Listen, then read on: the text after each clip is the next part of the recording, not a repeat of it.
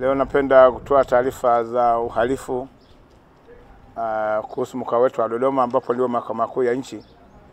Leo tulikuwa na operation tukishirikisha jeshi la polisi na shirika letu la mawasiliano hapa nchini TCRA.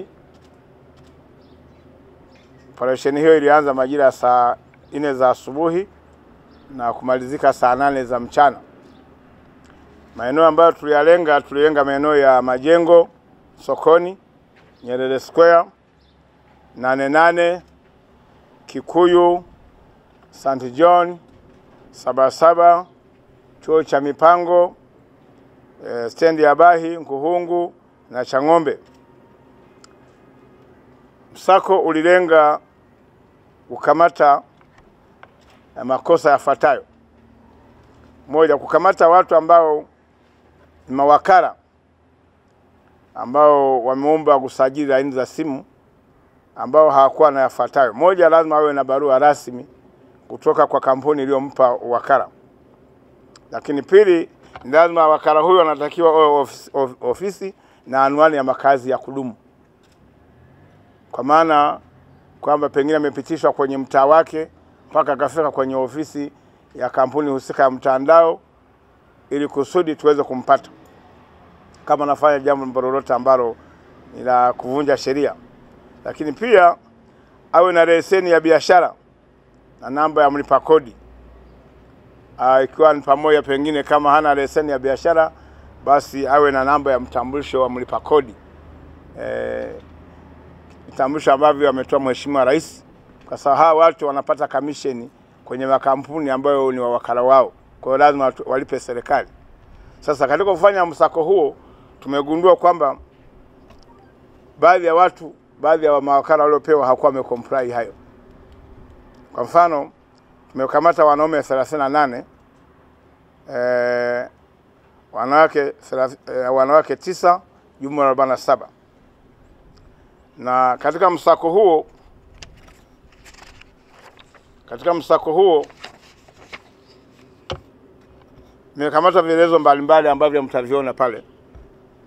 Laini za SIM card, idadi yake jumla ni 4667 na iko katika mgawanyo wa makampuni mbalimbali kama ifuatavyo. Mfano, Vodacom wana laini za simu 1300, Tigo wana 1808, Airtel wana 716, Halotel wana 694, TTCL wana 144, jumla kuu ni 4667. Lakini pia zimekamatwa simu mbalimbali zilizokuwa zikitumika katika usajili laini hizo ambazo idadi yake ni 50. Sasa katika msako huo kuna baadhi ya mambo tumeyagundua katika operation hiyo.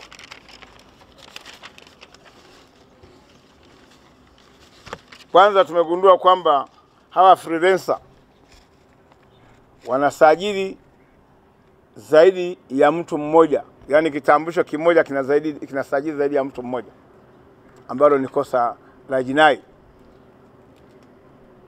Lakini pia imeonekana pia hawa freelancer hawakuwa na namba za wakala, hawakuwa na barua za wakala kutoka kwenye mtandao husika. Lakini pia tumegundua kwenye operation hiyo kuna namba za walizopewa baadhi ya wananchi. Baadhi ya wananchi wetu walipewa namba za kuandaliwa vitambulisho vya taifa. Wao wamekwenda kwenye stationery. Wamekwenda stationery kutengeneza vitambulisho vyao. Kwa mtu wa kawaida kugundua kwamba hiki ni halisi au si halisi, vitambulisho halisi havijaandaliwa, lakini tayari wamekwenda kwenye stationery kutengeneza vitambulisho. Hili nalo ni kosa jingine. Sasa kama wa mawakala wanasajili zaidi ya mtu mmoja kwenye kitambulisho kimoja, maana yake wanavunja sheria.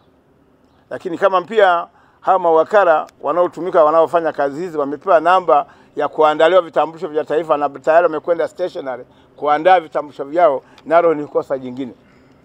Kwa hiyo mnaweza kuona namna nia njema ya serikali inavyotumika vibaya. Lakini pia vijana hawa wamepewa ni kama ajira. Hii ni nafasi ya ajira kwa vijana, lakini angalia na ajira hii wanaitumia vibaya. Tumejaribu kuchambua kuangalia vijana kuna kategori gani. Kwa mfano form 4 wako 31. Darasa la 7 wako 11. Degree wako 2 na form 6 yuko mmoja. Sasa hawa wengi form 4 wanatumia nafasi vibaya. Lakini kingine ambacho tumegundua, wengi wao hawana barua kutoka kwa wenye viti wao wa mitaa kuwatambulisha, kwa sababu kama anatenda kosa unampataje? Kwa hiyo pressure